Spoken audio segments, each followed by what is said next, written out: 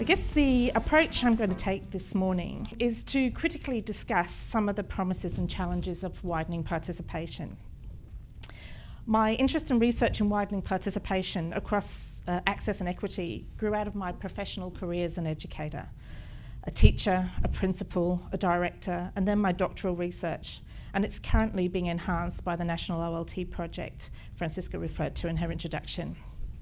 This OLT project looks at design thinking models as transformative cross-disciplinary pedagogy to meet undergraduate and postgraduate generic attribute requirements in the area of innovation, creativity and problem solving. I also have a practical and research interest in how higher education institutions can better tackle the challenges of widening participation, both structurally and pedagogically. And in order to do that in this presentation, I'm going to draw on the theories and concepts of design thinking and critique some of the promises and the challenges and opportunities inherent in them for the academy, and leave you with what I think the legitimate role of the academy can and should claim in the higher education landscape. So if I were to give a definition of design thinking, and Tom challenged me on that yesterday, it would be the way that designers go about solving problems. Designerly ways of knowing focus on collaborative, integrative thinking, using abductive logic, the logic of what might be. This is in contrast to deductive and inductive logic, the logic of what should be or what is. So the problems facing higher education institutions and those who are designing educational experiences within them have never been more complex, and that's been a theme running through our summit. Although I have great interest in them, I'm not going to focus here on the theories and practices of transition to university, an entire field in and of itself, nor on the role that universities continue to play despite policy efforts in social reproduction, nor on the concepts such as inclusion as part of the widening participation agenda. Rather, I want to focus on the nature of knowledge itself and the role that the academy and the potential that widening participation provides for us. Barnett and Smith propose that as nations and institutions grapple with increasing and complex change, knowledge as practice in the world, the epistemological standpoint of designers, becomes more significant in terms of maintaining competitive edge in global markets. Hence, perhaps the current emphasis on work-integrated learning. This kind of knowledge becomes more significant than knowledge about the world, the epistemological standpoint of rational, analytical, and perhaps traditional thinkers, and the dominant discipline-type knowledge focus in the academy. I'll talk more about that later. So predictably then, generic graduate attributes associated with innovation, creativity, and problem solving are all considered to be amongst the most important of all targeted attributes in Australian higher education, as flagged by the Bradley Review, and they play a pivotal role in the national innovation system. So where does this leave us? Within a context of globalisation, access to technologies, widening participation, increasing student diversity in higher education, traditional approaches are patently inadequate.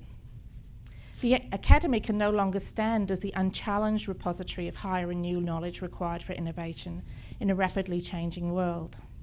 And we are being challenged. One of the wicked problems for higher education institutions is one of how to be, or to how to have a credible, sustainable and legitimate identity in light of these epistemological shifts. How to ensure that our graduates have the skills and discipline knowledge to be work ready, whilst also developing their creativity and innovation in our students to keep us clever. And how can they contribute to the broader social good?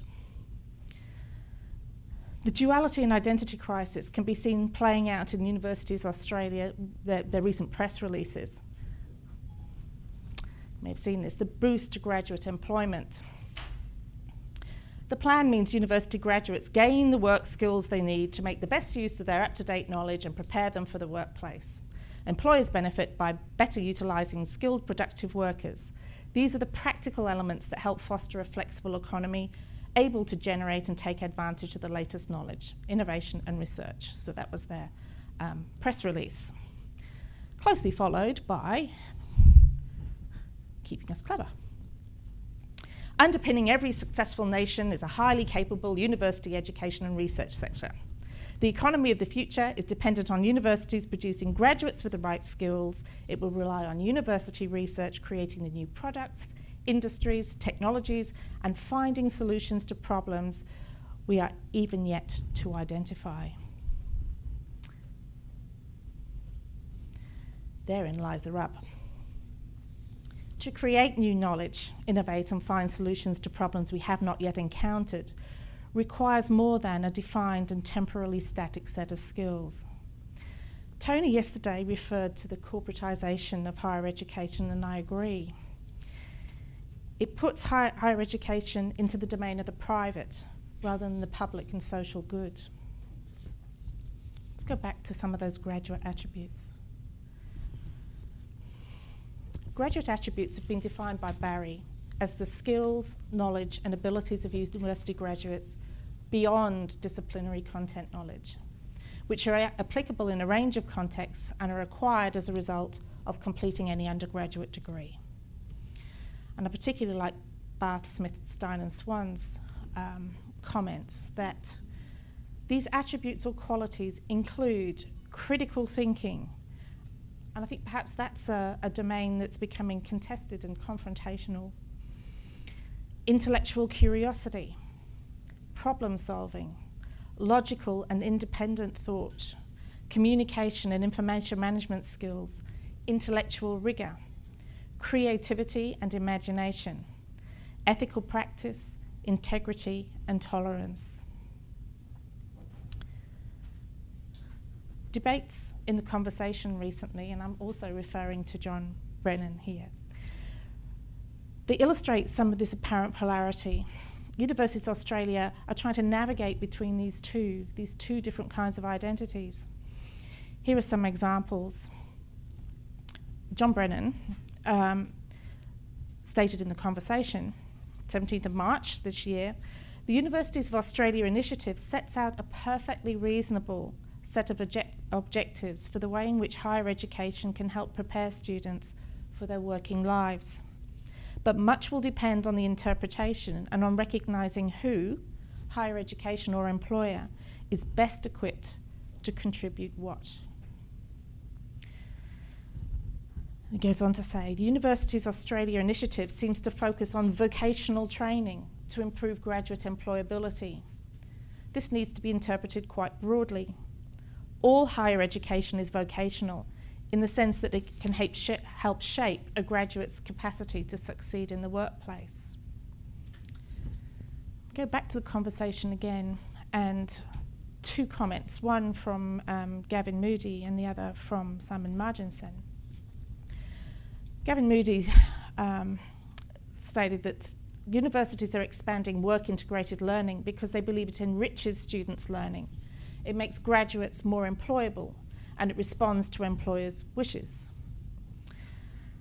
And Simon Marginson replied to this, so work and education are qualitatively different social sites and should remain so. If education is tailored too closely to particular jobs or workplaces, it becomes inflexible. The skills are not readily moved to other places. We see tensions playing out here between perhaps what is seen as the traditional role of the academy, what is known, and contemporary demands generated by a rapidly changing global knowledge-based economy about what could be. And particularly this idea about higher education as a public good rather than as well as higher education being a private benefit. So, enter stage left. Promises, because that's what I was asked to do, to look at the promises of higher education. So I love the Bard. And this quote then, oft expectation fails, and most oft where it most it promises. And oft it hits where hope is coldest and despair most sits. Now that quote is from All's Well That Ends Well, so I think that probably gives me a bit of confidence in where we're going to go with it, back to him at the end. Okay, so let's look at promise one then. I'm just going to look at a couple of the promises, see where we sit on those. So promise one is that about widening participation is that more and more diverse people will be able to access a university education. So this is about access and about economics. It's an equity and a productive human capital agenda. But this promise generates many challenges which will be familiar to you, and you mentioned them earlier during Carol's speech. Numbers of students, yes, feel your pain, teacher education, lots of them. Diversity of students, the demand for flexibility, university no longer being a place, necessarily a physical place. Certainly in our institution at James Cook, we've been doing some research. We've been doing some research with the School of Business, looking where they've got large numbers of students. And in our university, we have a large number of students that are first in family, low socioeconomic. They work long hours. They're studying on top of often full-time workloads. And we found that they kind of want everything. They want face-to-face and they want online simultaneously. But the other thing is, and this relates to what Tony was saying yesterday, it really struck me what you were saying about the assessment arms race. That was, they're making value judgments about how they invest their time to get this particular kind of qualification. And they're investing their time in making value judgments about which assessment they're going to invest time in to be able to get to the next level, We have challenges of pedagogy, how to teach, how best to teach, and for students to learn. And I'm making no apologies to Christopher Pine that traditional didactic teaching approaches are not the answer. There are concerns about the academic preparedness of non-traditional students, and of course there's a discourse of quality, that universal tertiary education necessarily implies a fall in standards. But I believe that these challenges are both an opportunity and an imperative for us to do things differently, while still remaining faithful to our legitimate role. And to quote John Newman's The Idea of a University, it's a school of knowledge of every kind, consisting of teachers and learners from every quarter. So it's the fundamental, in my view, it's a fundamental purpose of a university to be universal, to be a public and a social good. Knowledge of every kind. I believe the widening participation agenda provides us with an opportunity to remind ourselves and reorient ourselves about knowledge work. Anna Rylander argues that the construction of what knowledge actually is has become important to the extent that it influences interpretations, evaluations, and practices of practitioners. She argues that traditional ways of knowing and designerly ways of knowing have much to offer each other. And I'm reminded here of Galen Parker's work on social inclusion, which focuses on knowledge from a social inclusion perspective. And they state it's about a need for a curriculum that provides room for different ways of thinking about and different ways of engaging with knowledge, and indeed inserting different kinds of understandings that perhaps have not been part of higher education before. It's about how we structure the student learning experience in ways that open it up and make it possible for students to contribute from who they are and what they know.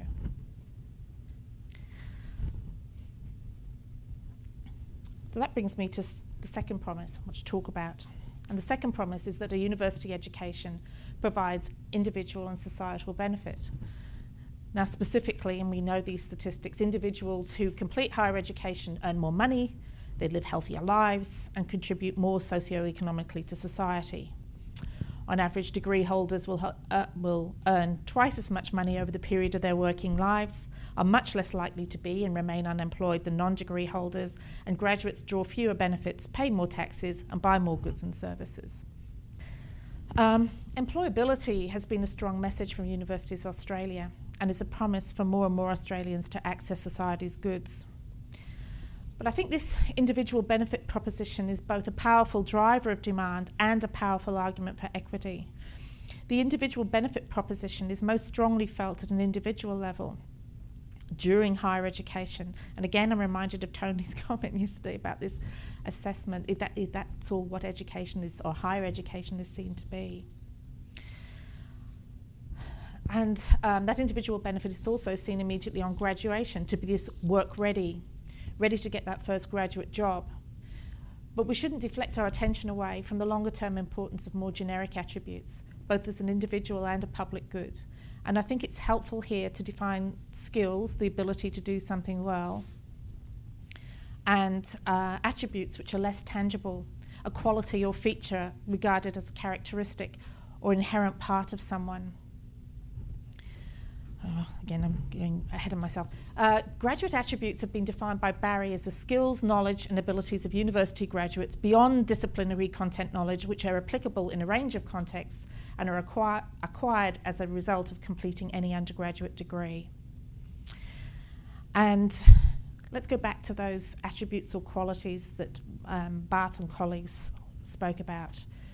Critical thinking, intellectual curiosity, problem solving, logical and independent thought, communication and information management skills, intellectual rigour, creativity and imagination, ethical practice, integrity and tolerance.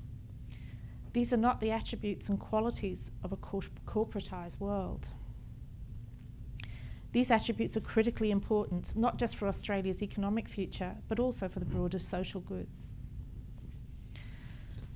Promise 3. Universities will provide more highly skilled workforce that employers want, and this will make Australia more productive. Skilled workforce that employers want. Look at the famous quote, Henry Ford. The Ford tale is a cautionary one where the creative and innovative ways of thinking about a problem created a brilliant product, which eventually became redundant. I'm not trying to be flippant here. These debates are playing out in real conversations as seen previously. But I'd like to go back to John Brennan's comment earlier. It's critical to know who is best placed to do what. Widening participation provides an opportunity for institutional redesign, which keeps true to the universal purpose of the academy in a real and rapidly changing world. Of course, there are legitimate concerns about foundational or canonical discipline knowledge, standards, good written and verbal communication skills. Note these are skills, not attributes or dispositions. Ideally then, we'd want our higher education system to develop citizens who are deductive and abductive thinkers, who are capable of logical and creative thought. We would want citizens who are well placed to tackle problems that do not yet exist, with the intellectual capacity to challenge what is known and imagine what could be, as well as be work ready now. The promise of widening participation, more diverse students with more diverse experiences, unshackled by the constraints perhaps of the traditional, are opportunities to think about knowledge and knowledge production in the broadest sense. Barry states that innovation and creativity lie at the heart of all scholarly learning and knowledge, with the potential to transform the knowledge they are part of and to support the creation of new knowledge and transform the individual. This might seem like an odd slide, but not if you'd listen to Sandra Harding's last address to the National Press Club, where she uses the metaphor of the James Bond cocktail, shaken, and she makes an emphasis of we're shaken in higher education but not stirred. And I'd like to say that the widening participation agenda allows us to be shaken and perhaps stirred into not looking at just what scholarly learning and knowledge is and has been, but also what it could be and should be. It gives us an opportunity to open ourselves up to different ways of knowing and re-articulate the universal purpose that underpins our existence. Back to the bard. Our remedies oft in ourselves do lie, which we ascribe to heaven. The fated sky gives us free scope, only to backward pull our slow designs when we ourselves are dull. So I'd like to throw that challenge out there. Thank you.